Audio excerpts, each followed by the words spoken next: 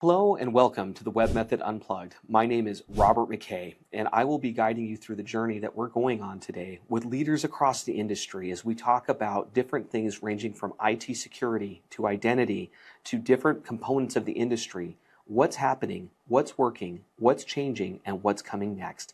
Let's dive in. Well, Feite, I appreciate you joining us today on the WebMethod Unplugged podcast. So I know that we've had a chance to meet each other at the IBM conference, and I've been super excited since that point to kind of get you back and involved with what we're doing here. For those that are listening today, I want to do a quick introduction of Feite Kraay. So we met over at the IBM conference about a few months ago, and as we were talking, I realized that there was a whole lot of overlap with what we're doing here at the WebMethod Unplugged and Feite's knowledge set, which is incredibly expansive and deep in the realm of AI and quantum. So let me begin with the introduction. First off, I want to welcome everybody who's back and listening in today. Feite Kraay is our guest of honor. He is a senior strategic advisor at NoviPro Group in Canada. Feite consults with client executives on AI strategy and governance and provides analysis and guidance on the emerging field of computing. Feite, I'm sure there's some additional information you can add to that. Yeah, thanks very much, Robert, and it's a pleasure to be here. So NoviPro is where I'm working currently. NoviPro Group, we are NoviPro Inc. in Montreal and Quebec, and we're Blair Technologies in the rest of Canada. We provide managed security services to our clients, hosting. We're an IBM business partner, reseller across software and hardware and mainframe. And so I've been working there for the past year or so on the AI initiatives, as you mentioned. I've got about 36 odd years of background in the IT industry in Canada. Probably half or better than half of that time was with IBM. And the rest of it in the IBM channel or business partner community in various roles. So been around quite a bit, seen quite a lot. And so currently I'm doing this work with NoviPro. I'm blogging on the side. So I've got a blog on Substack where I write about quantum and AI and how they relate and how they're evolving. Yeah, it's a pleasure to be here. Well, I want to thank you for sharing all of that additional information, especially the Substack writings that you're doing. How long have you been writing inside of Substack? It's been probably about 3 years or so, and I've got a little over almost 50 articles published in that time. So I don't publish frequently, but I like to think I publish good stuff less frequently. So Definitely it covers quality over everything quantity, from, right? quality over quantity, absolutely. Yep. And none of it is AI generated and none of it is even AI assisted. So Oh, well, yeah, no, it's all there my you own. go. Yeah. Well, thank you for providing the content. When we met at the conference, I was absolutely just blown away by the knowledge set that you carry, and the way that you carry yourself, and really because you had taken that forward thinking, conversation that we had about AI and quantum. A question for you is, how do you believe that how it's reshaping cybersecurity, and how can organizations kind of prepare for this? Yeah, that's a great start. Let's start with AI. I mean, it applies to both AI and quantum in different ways, but let's start with AI.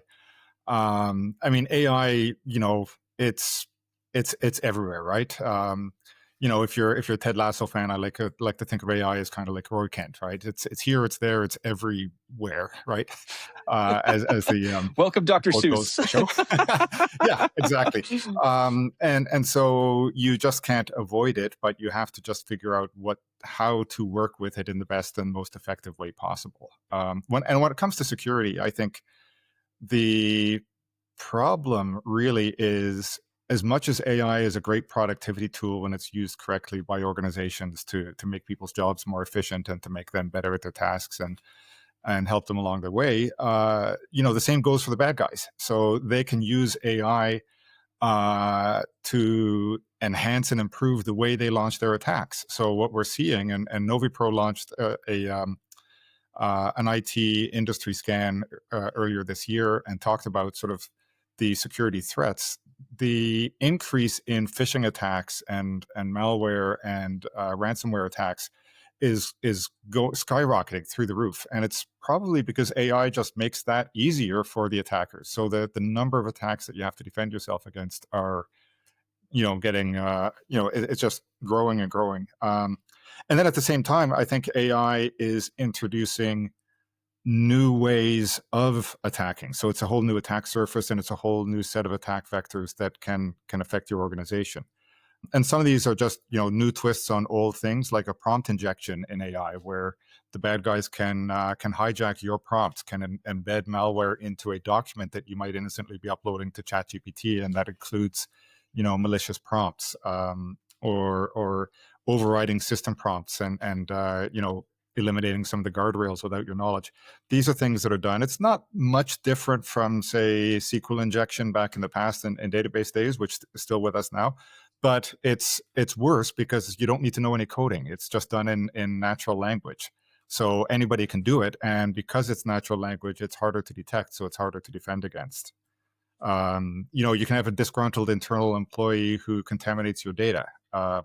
There's a bigger problem of data drift, model drift, that happens with AI anyway. When you build a model on a certain data set, as the rules in the model evolve, they sometimes drift away from the data that you have. So you have to continually rework your data to align with the model and the results you're trying to get. But if somebody starts to poison your data with bad information, your model starts to spit out, bad and biased outputs as a result. And again, you just have to be vigilant against that. There's coding type of attacks. We'll get into a little bit more detail on things like slop squatting a little bit later on, where the bad actors can actually infect code if you're doing vibe coding and those sorts of things. So all kinds of new and old attack methods that are just getting worse by the day. That is absolutely incredible. I mean, as you were talking about it, I was thinking about DNS poisoning, the problems that caused. You brought up SQL injections, this new form of injection. And I was actually retreating back into was a white space injection, right? Like essentially if you were white lettering, so if somebody had sent a document, you white lettered, put in prompts and said, hey, so sort of a vindictive employee moment, right? It would be very hard to catch that because all it would look like on your document is just dead white space. You drop it down in the footer of the document. Well, you can't find that, or you're not looking for it, right? And all of a sudden, you put your document into an AI, and you talked about removing the security guardrails, right, through this form of injection. That is quite a rehash on old attack techniques and vectors that we've known about for years. And now, I think that what we're probably likely going to see is with the acceleration of the technology set, we've never actually done a very good job of taking care of these attack vectors, which is why they're still in the OWASP top, 10. They've never changed, right? Or they very rarely move around because we've never done a great job of sort of mitigating them. Actually, there's a very good piece on IBM's blog talking about prompt injection, and you mentioned that OWASP, or whatever the acronym is. Prompt injection for the last 3 years has been number one on their list of threats, and it's going to continue to be there. So in terms of what organizations can do, so how are organizations balancing this need for innovation, right? Because you have to do something. You have to make a decision. You have to pivot, because if you don't, eventually it's going to catch up with you. And then this need for stronger security that we still haven't quite figured out yet. And how are as a consultant and as sort of an expert in your field, how are organizations balancing this? I'm kind of reminded of the quote. I think it might have been Benjamin Franklin or somebody like that. The price of freedom is eternal vigilance, and I think the same thing is true when it comes to deploying AI. The price of admission to all of these great things that AI can do for us is essentially this eternal vigilance. You just have to be permanently paranoid, if you will. Like I mentioned before, if you're a security professional or a CISO today, in the midst of a massive AI deployment, I don't know how you sleep at night, because you should be worrying about this stuff all the time. The problem is that there is no one single foolproof way to defend yourself against these kind of AI mitigated attacks. You just have to keep doing what you're doing for security, but do it better and more often than you ever did before, I think. When you look at prompt injection, the problem with that and why it's so dangerous, any previous injection type of attacks or a lot of typical attacks up until now, it required some technical skill on the part of the attacker, right? They had to know how to code in some language or another. They had to know how to inject code. Because AI works in natural language, you really don't need to be a coder anymore to be an attacker. You can just be a good prompt engineer. And if you know the difference between system prompts and ordinary, user prompts, and you know how to disguise system prompts and stick them somewhere, then that's all you need to know how to do. I think it is vigilance, and it really comes down to having control of your data. So isn't that funny? It always comes back to the data. Yes, is your data good, and did you guard it? Like back to that basic fundamental, like your data, right? It does, and it also comes down to the other guiding principle I would say to organizations. What I tell our clients at NoviPro as well is small is beautiful. Don't take on too big a task and don't try to do everything. And just to digress for a second, and I'll come back to the security implications of it, but there was a study issued by MIT probably about a month or two ago now, and it was picked up by Fortune and Forbes and a few other magazines. And the big headline was, 95% of AI pilots have failed. It failed in the sense that they failed to return the ROI that was expected. Okay. So that's great. We can tell our clients all that and say, be careful. But the reality is what I want to do is turn that around and say, well, why did 5% succeed? What did they do right that everybody else didn't? And it came down to being very, first of all, being very task specific. Like, don't do too big a thing, but do something that's a meaningful small task within the organization. They talked about having friction, a small task that irritates a few people in the sense that it causes some change and it causes some pushback, because without that, you're not going to get results. But they also said, keep the human in the loop.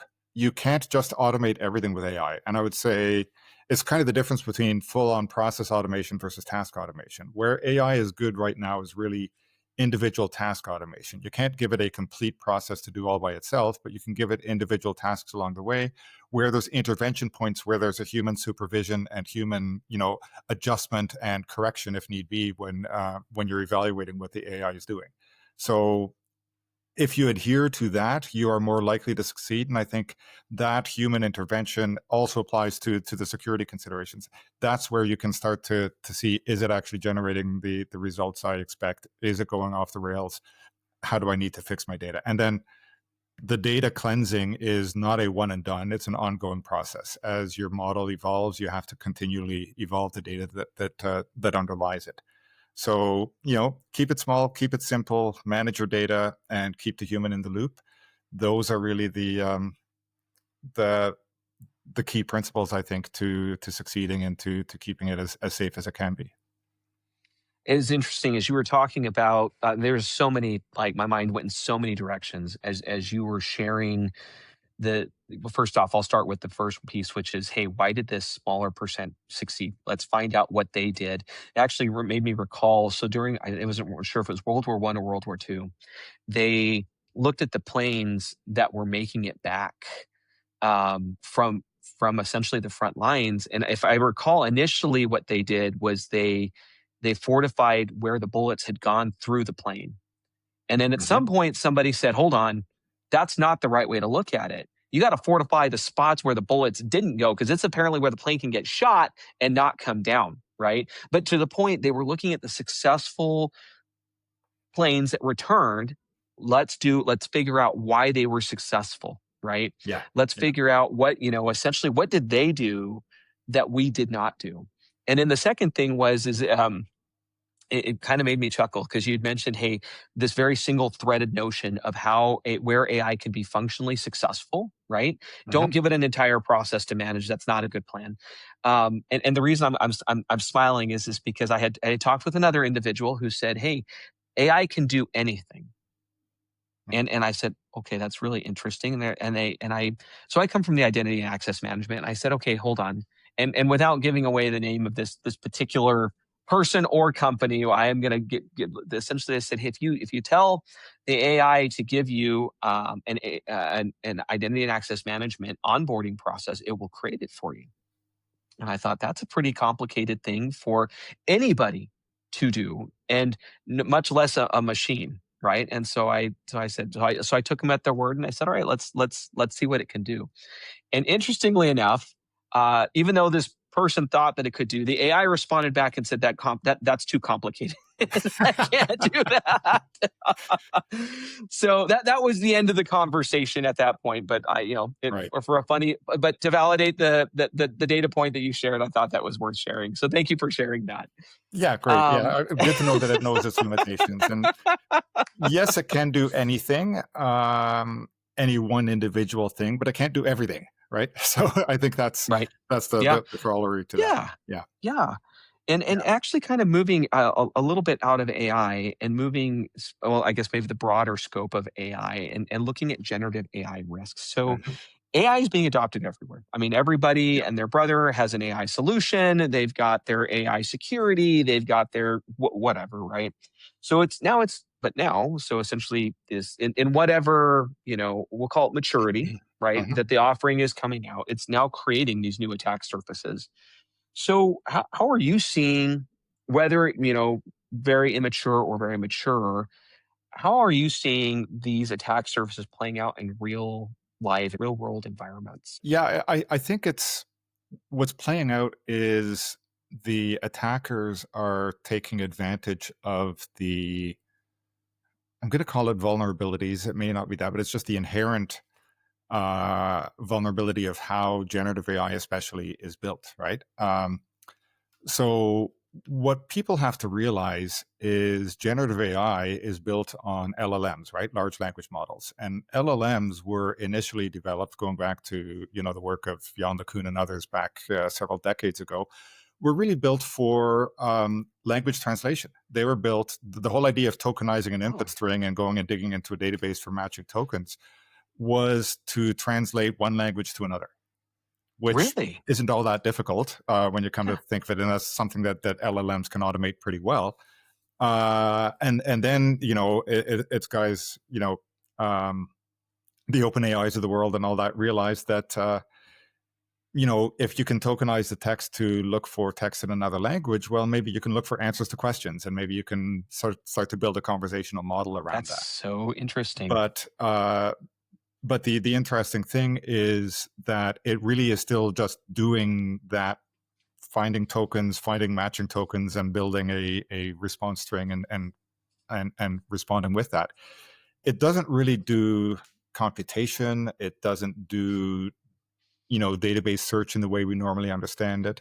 So classic example, right? The meme that's kind of been going around everywhere of ask AI to count how many R's there are in the word strawberry, and it half the time it gets it wrong, right? Why is that? Well, it doesn't actually count. It simply parses the question. How many means I need to give back an integer answer. And there's the word strawberry, and there's a few other things. So it goes and says, well, any old integer will do if I ask to give back an integer answer. So it could be 4, it could be 3, it could be 2, it could be whatever it wants to say. But it's not actually counting. It's not actually looking at the letters in the word and counting. So because that's not the way it's built. It's built to simply put together a language. Interesting. And so I think the attackers use that because language is inherently, unreliable and unpredictable. It changes, and so my favorite example of that is in vibe coding now. People like to use AI to automate the generation of code. So you simply tell the AI in English what you want your application to do, and it goes off and generates the code for you. Well, again, it's not really a programmer. It doesn't understand sequential instructions and how to really lay out code the way we normally would have done it. So it can do a pretty good job on simple tasks, but eventually it's going to do things like try to include packages, and it will accidentally have a typo in a package name. And then that's where, you get what's called slop squatting. Slop is the generic term now for whenever AI gives you wrong answers and garbage, right? It's just AI slop, and everybody can, begins to recognize what that looks like.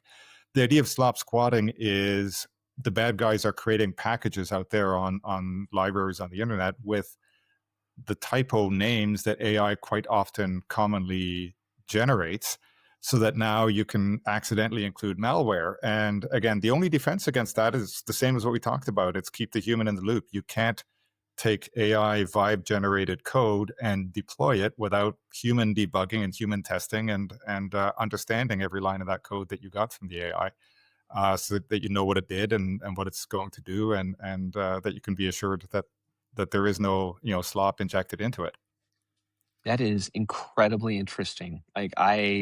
So that's a basis on essentially back to, I'm going to kind of come back to DNS a little bit, where you change the character, or Exactly. even with a phishing attack, right? Where you, again, maybe I'm trying to remember if it's an acrylic language or something like that, where essentially they can make R's or A's look very similar to what they are in English, but it's actually a completely different link that it's sending you out and off to.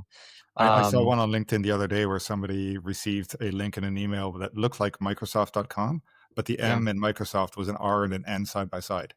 Oh, And look at that. Take 10 minutes of looking at that before you realize that that's what it was. Very, very clever way to sort of fool the senses, if you will, Yes. even for the most vigilant person that's looking and making sure you don't click on anything. So you soft squatting, data contamination, prompt injection. Can you expand on those other two for a little bit for us, now that we've kind of looked at slop squatting?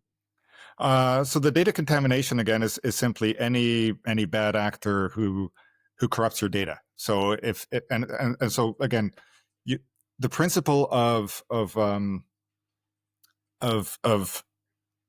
least trust, I think, is what you need to have towards your AI systems and your data. So give your AI system the least possible access privileges and so forth, so that whatever. There's some good identity policy there. All right. But there is. There's some good IAM kind of stuff in there. But also manage access control to your database, right? Know who has read and write access to that database for your AI, and keep it as guarded and locked down as you can, because the crown jewel of your AI system really is the data. So the data poisoning, data contamination, data corruption, whatever, is really just doing the best thing you can to protect yourself against any bad actor coming in and messing with the quality of the data that you're feeding to your AI system. Now, if you're using the big public AI systems, there's not much you can do about that, because there's all kinds of crap on the internet that the ChatGPTs of the world are fed on. But when you're doing internal controlled projects, just lock down that data and make sure that you know who has access to it and for what purpose.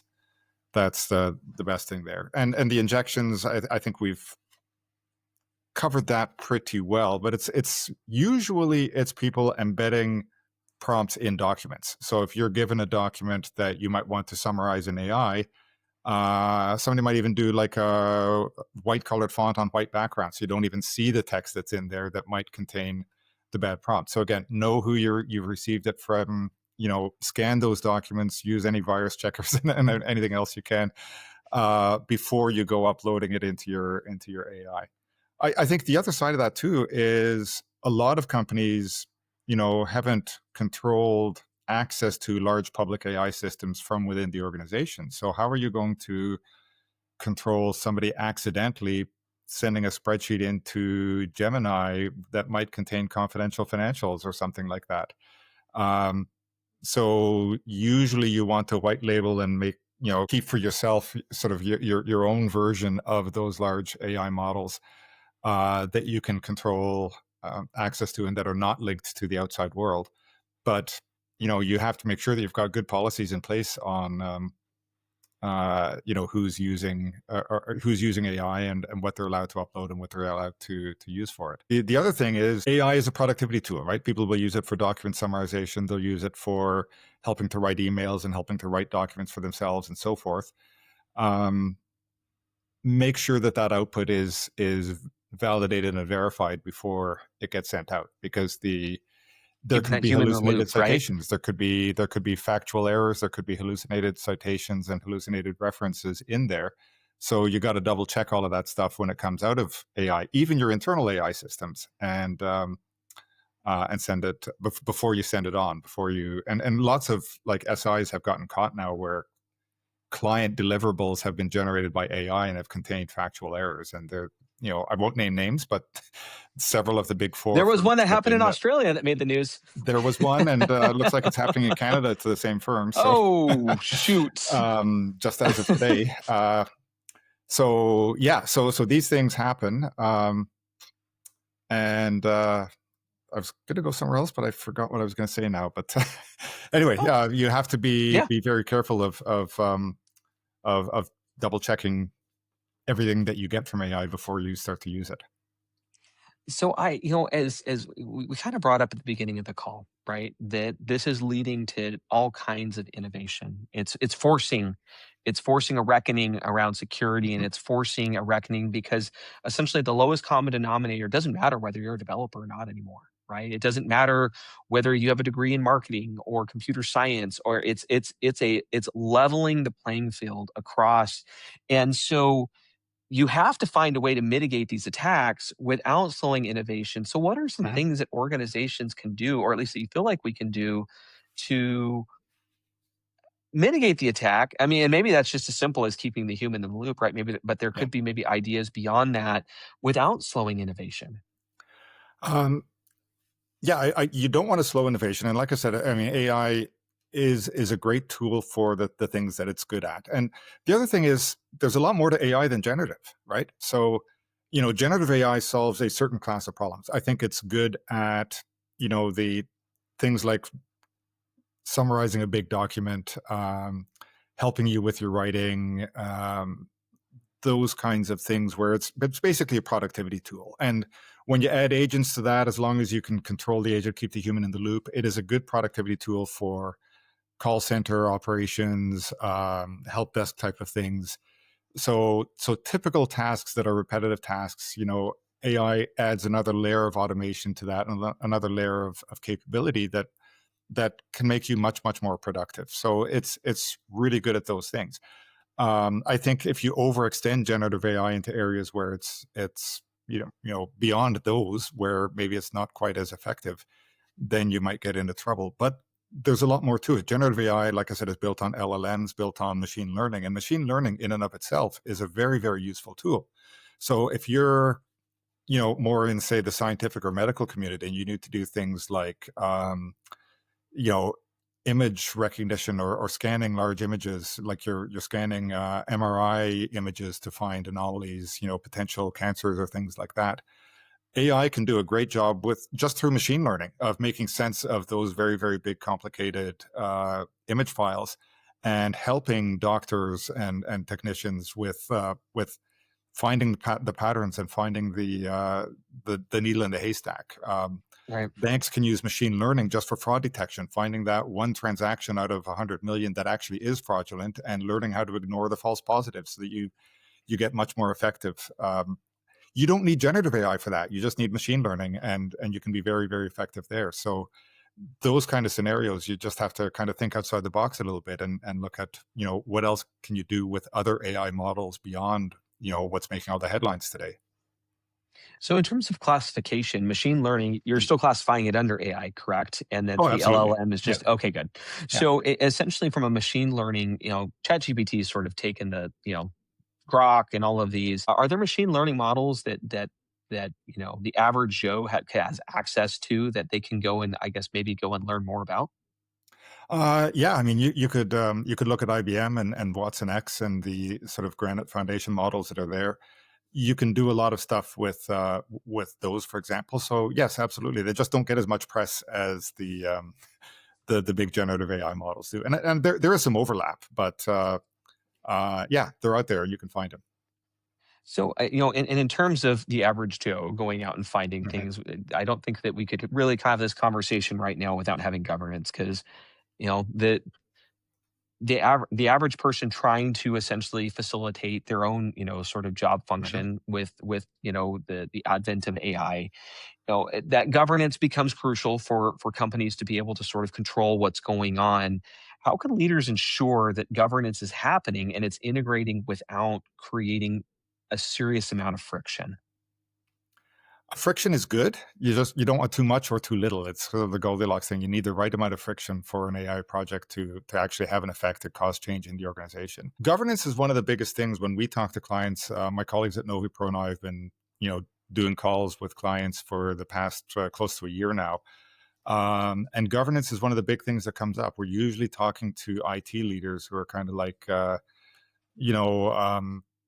they feel like they're in the situation where it's like, which direction did they go? Because I need to get in front of them because I'm the leader, and they, because the organization has taken off and nobody's really controlling it. So we encourage a lot of organizations to take a step back and take a very holistic top-down view of the organization from the C-suite on down. What does, adopting and deploying AI mean to all aspects of the organization? And I think you need, essentially, from a governance point of view, you need a steering committee that is going to include CISO and CIO and as well as financial people, because the other part of governance is ensuring that you actually got the ROI out of this, and that you know what ROI you're going to expect before you go in. So we talk to, we usually get the financial people involved in the early discussions as well, and we get all kinds of different responses from them.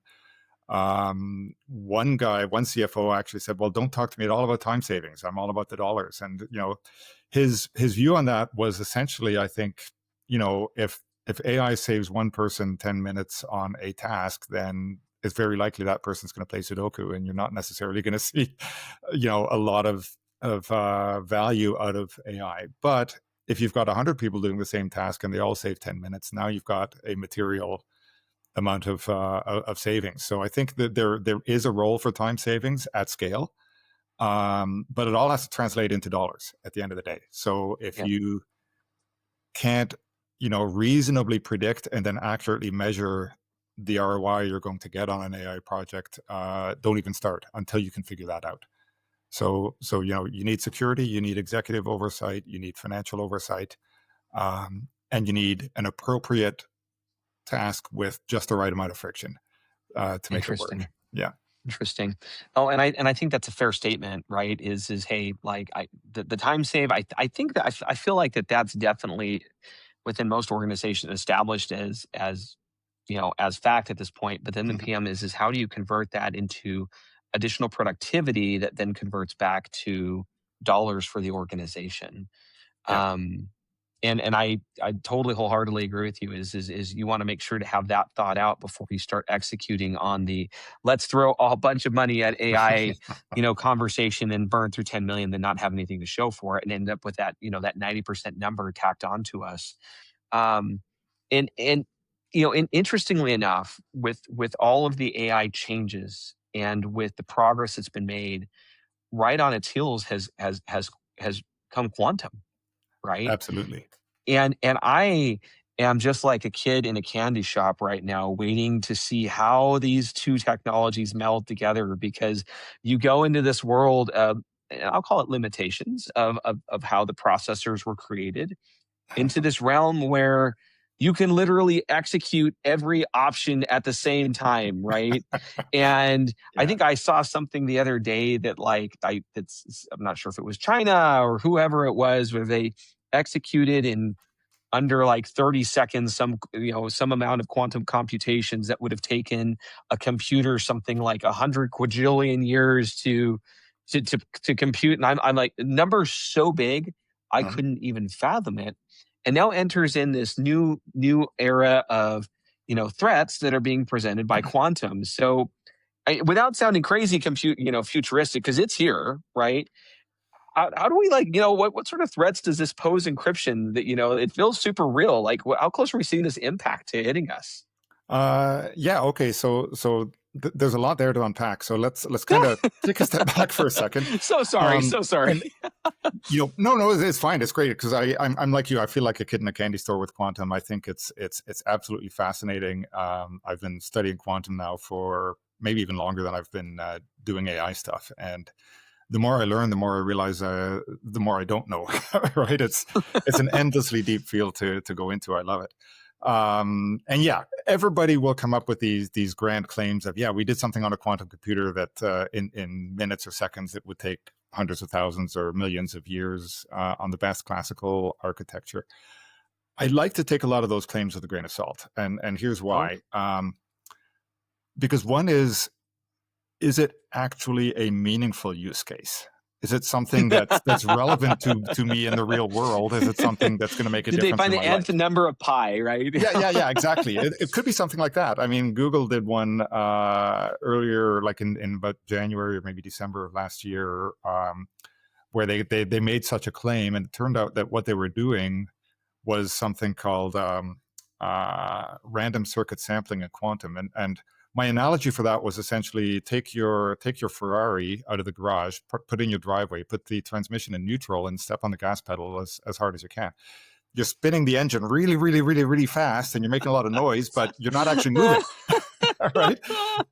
It was a use case that was very, very abstract and meaningless to anybody in their regular daily life. So it's like, great, yeah, you can do that, but why?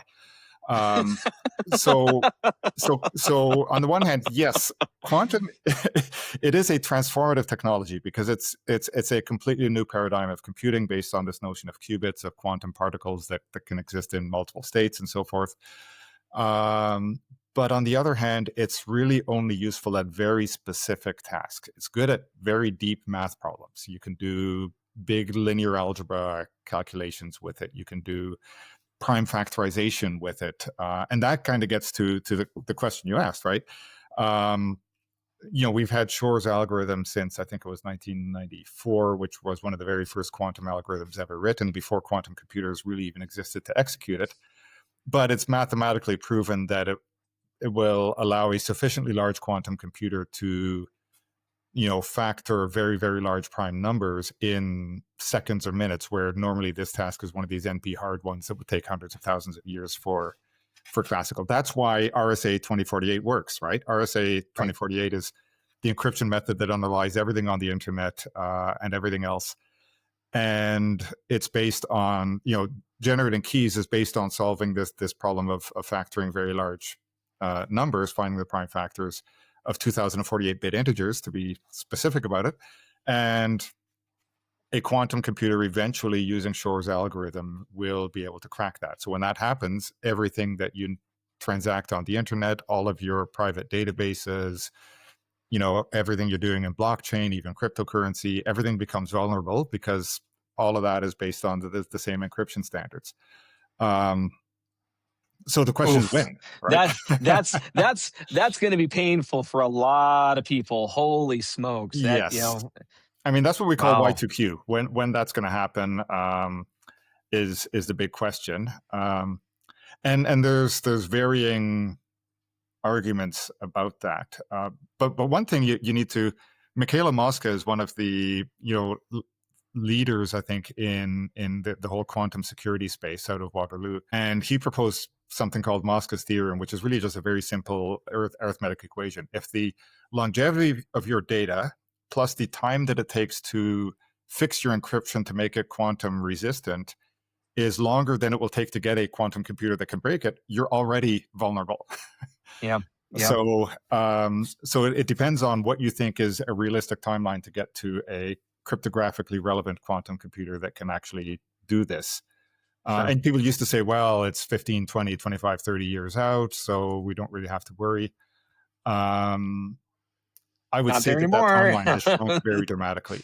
I look at, look at what IBM is doing with their quantum milestones, and they expect to have, really big quantum computers that are probably at this level by the early 2030s. So, you're looking at a little more than 5 years away.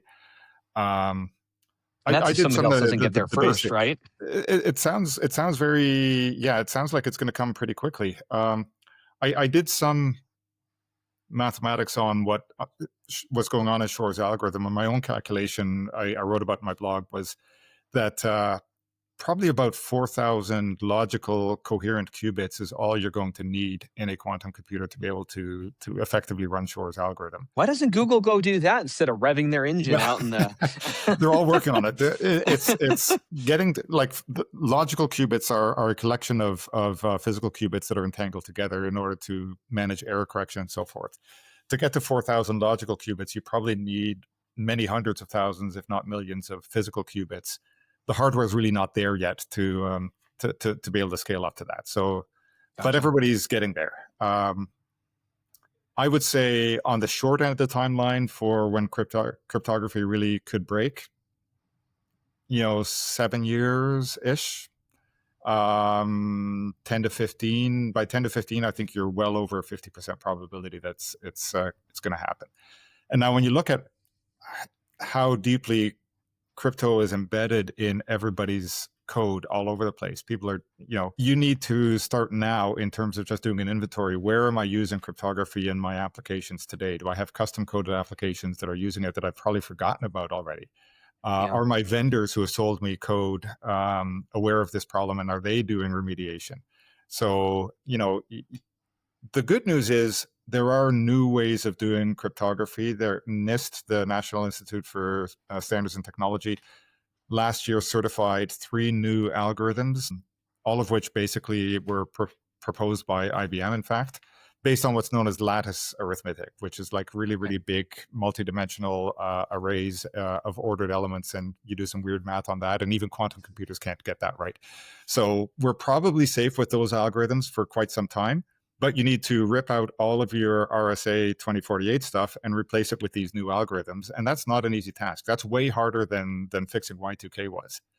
And with Y2K, at least we knew when it was going to happen, so we had a deadline. Now we don't even know when, but we better start soon.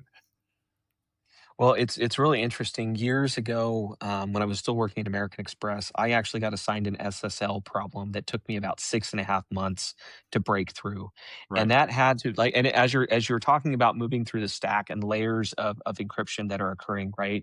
Because it's not just a single handshake when there's a conversation happening from an SSL conversation. Most of the simple diagrams that I've ever seen, it's just, hey, computer comes in, essentially you agree on an algorithm. That's it. Like, there is way more going on underneath the covers than just that. And there's actually multiple different handshakes and certificates that are being exchanged across the wire that are happening. And to your point, it's not just the conversation of, oh, hey, we'll move into this new algorithm. We have to also make sure that both applications understand what's going on, that the exchange that happens going on is secure. Anyway, but I guess kind of coming down into this path, which are the kind of there's all kinds of industries and sectors that are going to be impacted by this, but which ones should be paying the most? I mean, most attention right now, kind of top of mind, I'm thinking, well, the industrial complex had better be paying attention, right? Nuclear had better be paying attention, but banking had better be paying attention. But really, I think all of them should be paying attention. But maybe there's some that are more acute to the probability of being hit first, right? Yeah, I would say the one you didn't mention is public sector. I think governments, they have massive databases of confidential information, right? Defense departments everywhere have, all kinds of secrets they want to keep. So I think they're already leading the charge in understanding the problem and beginning to do the remediation. So public sector. And we'll never know from the defense departments how far along they are. They won't tell us, but rest assured that they're probably well along the way. But you're right, banking and anywhere financial, both on the side of again massive amounts of confidential data they need to protect, but also all of the data in flight, because they how often do you walk into a bank branch anymore? You do all your banking on the internet, right? You do all of your retail on the internet now. So retail too, any credit card transactions, all of that stuff. It all becomes vulnerable. It all needs to be fixed. That's actually really an interesting path as I started thinking about it, because I think about sort of the origins of the internet, at least here stateside, right? So, and it was really created by the military machine. and Yep. then granted to the public for use, right?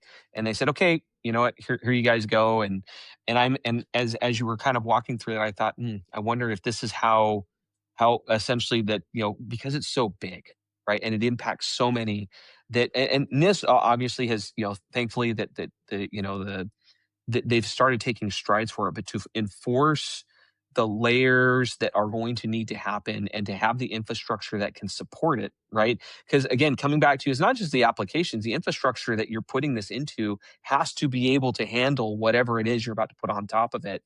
I wonder if that's the same path we'll take again. And again, I'm not familiar with Canada's history. Did Canada, was their internet, essentially basis from an infrastructure? Did it come about in a similar fashion? And if you don't know, that's fine. It's just a very quirky Yeah, I'm not question that really kind of sure. I popped mean, into my I'm mind. somewhat familiar with the old DARPA net, but I think that kind of became sort of the global internet, and everybody's Yeah. essentially on the same backbones now. Yeah. So, but yeah, I mean, I think your point is valid. You have to sort of start from the ground up with building better encryption into everything. And what leading organizations are doing is taking this as the opportunity to implement what we like to call crypto agility, right? So instead of having your cryptography kind of embedded in code all over the place, extract it as sort of crypto as a service, and then it becomes just one module that hopefully down the road you can update and replace as you go along. I mean, again, Sounds like you just Musk at came up one with a new point. business idea. There you go. There you go. Crypto Yeah, service. crypto There agility. you go. Michaela Mosca did say at one point on a call I was on that he wouldn't bet his firstborn child that the new NIST algorithms are going to last forever. Somebody will come up with a new quantum algorithm and a better quantum computer or something else that might crack those. So you have to have this agility mindset that says fix what you can now, but re-architect and restructure it in a way that it will make it much easier to fix again, the next time something happens, and the next and the next one after that. So so I mean, there are tools, right? IBM has what they call quantum safe tools, part of the Guardian portfolio. Michaela's company, Evolution Q, does consulting and remediation work for clients. There's multiple, all the big four SIs are doing it now. They'll help you with quantum risk assessments, just helping you sort of figure out how vulnerable you are right now, and then help you along the path to remediation. So the help is out there. Look for the tools and the vendors that suit you. But I think the message on that is start now. It's almost easier than the AI stuff because we actually have new encryption algorithms that are safe at the moment. So you can do those now and be assured that you can sleep at night when quantum computers mature. Right. But if you don't start now, you're going to be too late. And if your data, if your data's already been harvested by a bad actor and they're just waiting to decrypt it later, the harvest now, decrypt later method, you might need to think about some risk mitigation strategies. What if your crown jewels do get exposed down the road? What's your communication plan, and what's your risk mitigation plan with your clients and your partners and your vendors? That's wow. That's definitely a very interesting. The harvest now and decrypt later, because it'll be too late at that point, right? The whole data at Exactly. rest. Hey, it doesn't matter.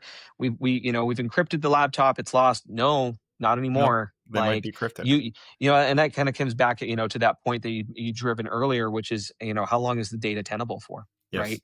Well, if it's valuable 10 years from now, we've got some bad news for you. You're in trouble, right? Yes. And that's a pretty serious. That's huge. That's a huge problem, because that's always been the kind of the go-to, right? Hey, I've got BitLocker on here. I'm good to go. Worst case scenario, 10 billion years or million or whatever the number is from a factor of whatever's been set up. It doesn't matter because the data will no longer be relevant. Well, that's not the case. That's no longer the case. Yes. So what's your strategy now if your data has already been leaked, right? Right. That's one that should keep you up at night. Yeah. Yeah. Wow. Well, that's a pretty big deal. Gosh, and with all, sort of, what's the hope, right? So what's the hope in all of this? Like, is there hope? I think yes. Well, yes. I'm very optimistic. one of the questions I don't think you asked and I don't think I really addressed was around where will AI and quantum kind of come together, and I Yeah. think there's a brilliant future eventually when that happens. I think we're seeing AI being deployed. I mean, we've talked to clients who are looking at AI for things like in material science, doing better molecular modeling of compounds and chemicals for battery research, for biosciences, for life sciences, for medical research and stuff like that. When you add quantum to those scenarios, because at the end of the day, that kind of molecular modeling is a quantum task. And so if you combine AI and quantum together on those, and I'm not saying you can do that now or even next year or several years down the road, but eventually we will have, AI and quantum collaborating on those kind of solutions. The benefits to humanity from being able to tackle problems that are simply too big for either AI or classical computing in general to do now, it's phenomenal. I think quantum, when you start applying it to some of these math problems and physics problems that we haven't been able to solve, there's huge potential there. And I think that eventually that potential will outweigh the risk, or it'll help us, find ways of managing the risk. And I don't want to be too much of a doomsayer, right? I mean, with the AI risk we talked about, yeah, there's no single foolproof strategy, but I don't think there ever has been for most cybersecurity issues. So That is it's true. just you stay vigilant, stay on top of it, do everything you can within reason to keep yourself safe. It's like raising kids, right? You can't protect them from everything, but you have to let them learn from their mistakes, and you have to, and eventually they turn into wonderful human beings, right? So Teach them correct principles and let them govern themselves, right? exactly. So if we just follow those basic principles and then look at all of the amazing use cases that will come when these technologies mature and come together, I think the future is very, very bright, and I hope and wish that I can live long enough to see a lot of that come to fruition. Yeah. Sort of as we wind down and wrap Yeah. things up, two questions that came to mind are, what are some practical steps that security and IT leaders can kind of take right now to start strengthening that AI strategy? Do you have any recommendations for the folks that are listening? Yeah, I guess sort of to summarize what we've talked about, you know, you have to take a holistic overall organizational approach. And I think I think it's going to come down to a lot of awareness and education. I think a lot of the risks or the issues with AI security, especially, are self-inflicted in the sense that the average user doesn't even know what they're getting into. So I think you need a very comprehensive education strategy around just safe use of AI, um, and appropriate use of AI across the organization. And then just double down on all of the things you're doing anyway in terms of data security and everything else you're doing. That's all I can offer on that. And on the quantum Sure. side, I would say stay informed. Learn about quantum now. Get started on the cryptography work now, because there's that. But then start thinking about the opportunities. Start thinking positively. How can quantum, change the way I'm doing certain processes in my organization now? How can it help, and how can it make things more productive and help me do new things I never even thought of before? That's what it's all about. As you were talking about that quantum portion, and I was thinking back to your blog around AI. We Mhm. kind of mentioned it at the beginning. I think you said something of like 50 plus articles that you've written about this particular subject. If people are wanting to connect with you and they're Mhm. wanting to learn more about you or NoviPro, could you share that blog with us, or share any way of kind of connecting with you outside of the podcast so that people can reach you? What's the best way to do that? Best way to reach me, actually, well, two ways. My blog is on Substack, so and I think if we can show a QR code, you can just link directly from that. If not, Yep. just go into Substack and search for my name. My name is fairly unique, so you won't get a lot of false positive hits when you search for my name. And on LinkedIn, find me on LinkedIn. Same thing. And in my bio on LinkedIn, I do include my email address and my cell phone number. So email is probably better, because if I don't recognize a phone number, I usually don't answer the phone. I think that's standard practice these days, but email will certainly get my attention. Isn't it amazing? There used to be a time people call her like, hey, somebody's calling me, I want to talk to them. And now you're like, exactly. oh, unknown number, I'm not touching that. exactly. Yeah. Well, hey, I want to say thank you. Thank you for taking the time to connect with me at the conference. Thank you for taking the time to come on today. In final wrap up, any parting words for those listening? Well, thank you again for having me. It's been an absolute pleasure to be here. And I would say, proceed with caution, maybe, but do proceed. There's immense opportunity with both technologies. Just proceed with caution, and you'll be fine. And it'll work wonders in the organization. Well, thank you again for joining today, and for the listeners that have tuned in and listened to the podcast. Appreciate you connecting in with the WebMethod Unplugged. Feite, I appreciate your time, sir. It's been Take a pleasure. care. Thank you so much, Robert.